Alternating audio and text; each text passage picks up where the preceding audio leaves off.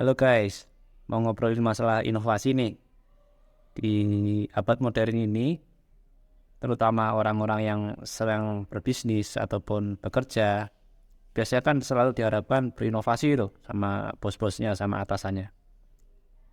Sementara orang-orang itu tidak semuanya satu pemahaman masalah inovasi.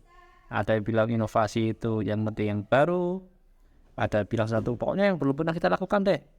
Ataupun ada suatu hal yang aneh-aneh, ataupun ada yang bilang yang penting itu ada suatu value yang tercipta dari inovasi itu. Sementara itu enggak, banyak juga orang-orang yang skeptis ataupun dia itu apatis. Apa sih, ganggu kerjaan aja, bikin-bikin yang ini aja udah enak kok. Nah, sekarang permasalahannya, kalau apa ada yang di kepala orang itu beda-beda masalah inovasi, beda-beda pemahamannya, bagaimana beda-bedain mindsetnya, gimana kita sekarang bisa memasukkan inovasi, memasarkan inovasi, ataupun menjual inovasi kepada orang lain yang berbeda-beda pemahamannya itu. Bagaimana itu? Nah, jawabannya ini ternyata ini telah diteliti oleh seorang sosiologis, ahli sosiologis dari Amerika, namanya Everett M. Rogers, bahwasanya tanggapan seorang atas inovasi itu memang beda-beda. Yang paling kiri ini dia bikin suatu diagram kurva normal ya, Bell diagram. Ada yang sebelah kiri ini adalah seorang inovator, seorang teknologi entusias. Itu biasanya dia itu akan suka dengan inovasi. Kemudian yang kedua itu seorang yang visioner.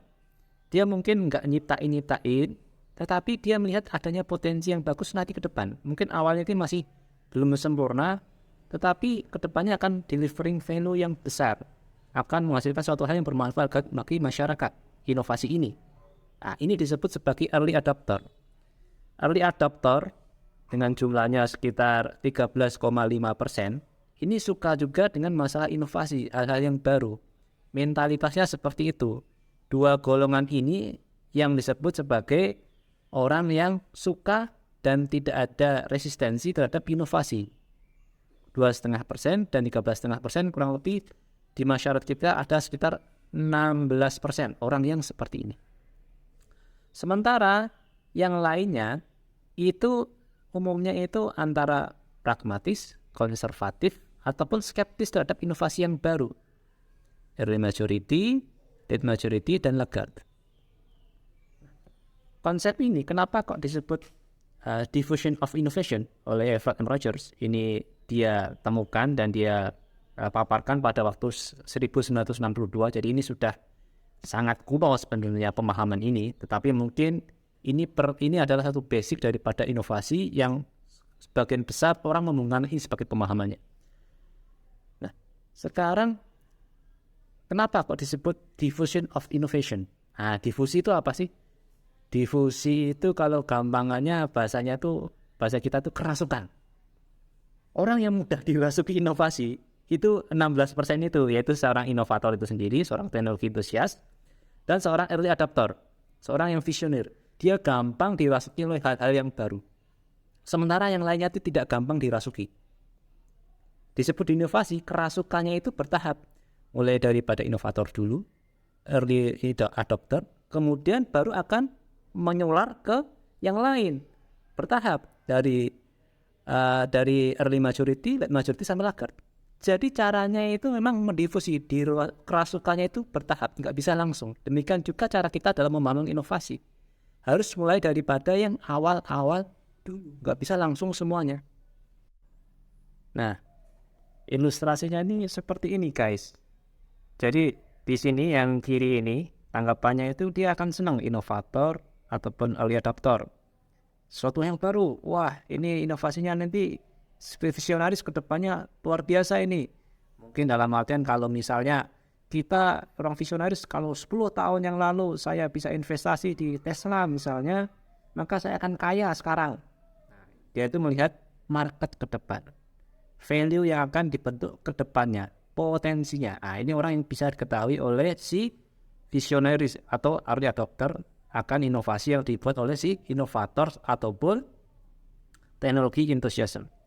Sementara itu di tengah-tengah ini ada chasm, ada suatu jurang pemisah.